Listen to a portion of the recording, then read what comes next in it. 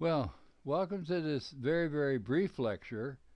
This is the CryEngine Programming Lecture Series at SNHU, and I'm Tom Adamson, visiting professor. Uh, let's see, let's look at the next slide and see what this lecture is about. This is lecture 6, and the topic of the lecture is asset information. And even though it's a very short one, it's important that we put this one in here, and hopefully by the time we finish this, you'll understand. Let's talk about asset information, okay? Anybody here know what asset information here is? Okay, we have a few hands. In almost any computer program created by a high-end editor, such as the CryEngine, asset information is going to be a requirement. So you might, or those that don't know, okay, what is asset information? It's organized data about important game assets, such as your game characters, your inventories, your quest status, the player progress, and many other similar assets, similar things about the assets.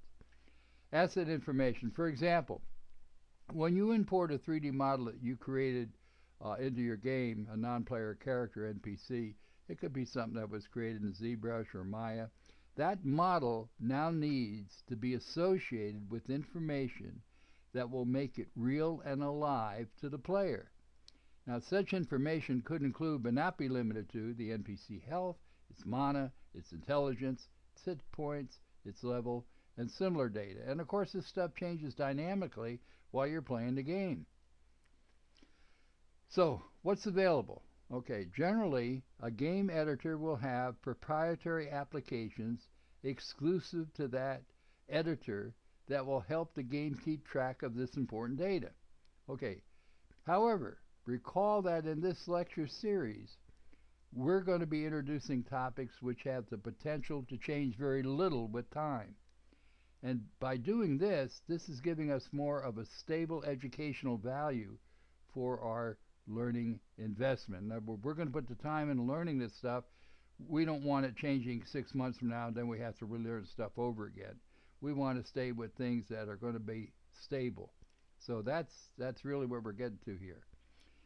With this in mind, our next series of lectures will be introducing a more generalized, a more standardized, and a more widely used system for creating, maintaining, and modifying asset information.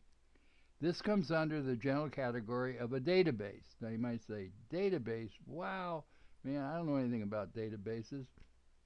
Well, here's the options. Look, there are many different kinds of databases, such as Access, MySQL, and others. However, as you probably guessed, the design and maintenance and interaction with these powerhouses does require a considerable knowledge of database design and the structured query language, SQL. So, there is an option. As you see, the option is right here, XML. Another alternative, which is widely used, is the use of XML files for the purpose of maintaining asset information. As a matter of fact, XML's popularity is increasing because of its ease of use for hundreds of applications, including, believe it or not, the storing of 3D model data. So you can see that XML has all kinds of applications, and more applications are being developed almost on a daily basis. So the rationale, because XML is a good general purpose schema for maintaining information, it is a topic that all serious game logic designers should take seriously. So if you're serious, you should take it seriously. XML offers many advantages to the game logic designer, one of which is that no special hardware or software is required to use its full capabilities. It's an open standard. It's non-proprietary. You only need a simple text editor to create XML files. And the node class. With all this said, it should come as no surprise that the CryEngine flow graph comes with a built-in XML node class. Now, if you look here on the right, you'll see it. There it is, XML, right inside the flow graph. And look at all the different nodes. And you can just look at the terms of the nodes and see that maybe most of these you don't understand what they mean. And may need some help with that. However, in order to use its asset information power, you need to understand the theory and terminology required to effectively design and apply powerful XML files. Like if you look here, look what he's got. He's got get attribute. What does that mean? Get root. What's that? Delete all attributes. Get child. Get parent. New child. So in order for us to use these nodes, we need to understand what they mean.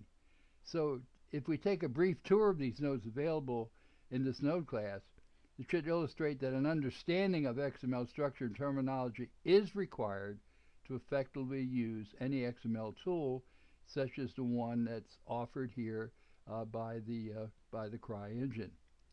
So